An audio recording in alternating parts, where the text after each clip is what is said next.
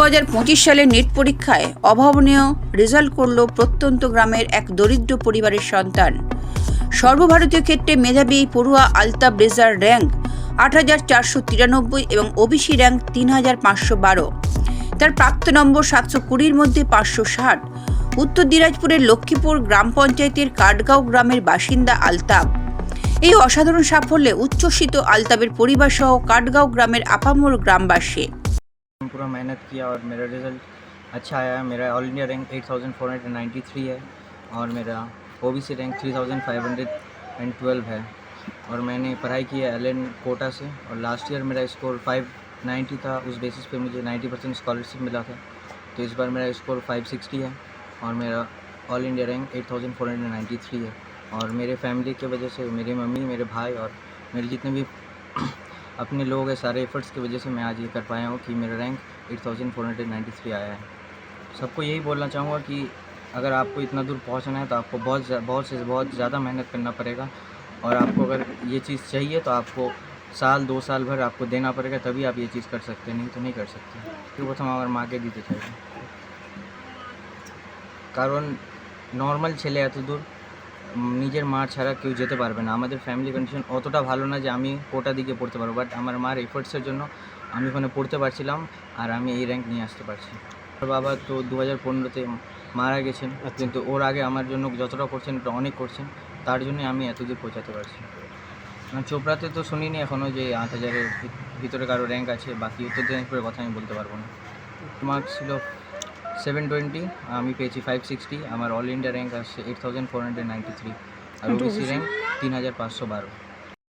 এটা তো প্রথম দেখলাম আমাদের চোপড়া আর ইসলামপুর থানার মধ্যে যে 8,000 র্যাঙ্কের মধ্যে কেউ এসেছে, তো এটা শুনে আমি খুব ভালো লাগছে। আমার দাদা এত ভালো র্যাঙ্ক করেছে আর দাদা এটা যা করেছে খুব মেহনত করে করেছে। এটা যা করতে পারেছে আমার একমাত্র মা আর নানার জন্য। নানা এখন নেই, ওনাকে আমি অনেক ধন্যবাদ জানাতে চাই। আর এটা যা করেছে আমার দাদা একদম খুব দিন রাত মেহনত করেই করেছে, এটাই আমি বলতে চাই। ভালো যে এলাকার এত ভালো র্যাঙ্ক করেছে। হ্যাঁ, এর আগে আমি তো শুনিনি যে 10,000-এর মধ্যে অল ইন্ডিয়া র্যাঙ্কে কেউ আসছিল। যাই খুবই শুনে ভালো লাগলো, কিন্তু খুব হার্ডওয়ার্কিং করেছে।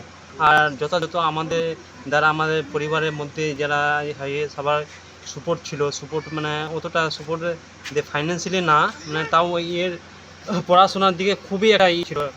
গত বছর 5 অ্যাটেম্পটে হয়েছে, কিন্তু আগে অনেক এর আগে বাদে খুবই নার্ভাস হয়ে গেছিলো যে আমি দিব না, কোনো পরীক্ষা দিব না।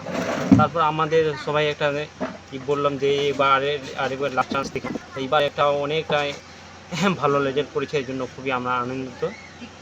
আর সবাইকে ধন্যবাদ যে আপনাদের কামনাতে এই জায়গাতে পৌঁছাতে পারেছে। এই আজকে যা ভালো রেজাল্ট করেছে ওটা ওর কঠোর পরিশ্রমের জন্যই করেছে। ও পুরো কৃতিত্ব ওই নিজেই, ওর উপরেই আমি করি, ও এটার ওই করেছে। ওটার জন্য আমি বা অন্যান্য কাজগুলো বলতে পারছি না, কিন্তু আমার মন বলছে ওই কঠোর পরিশ্রম করেছে।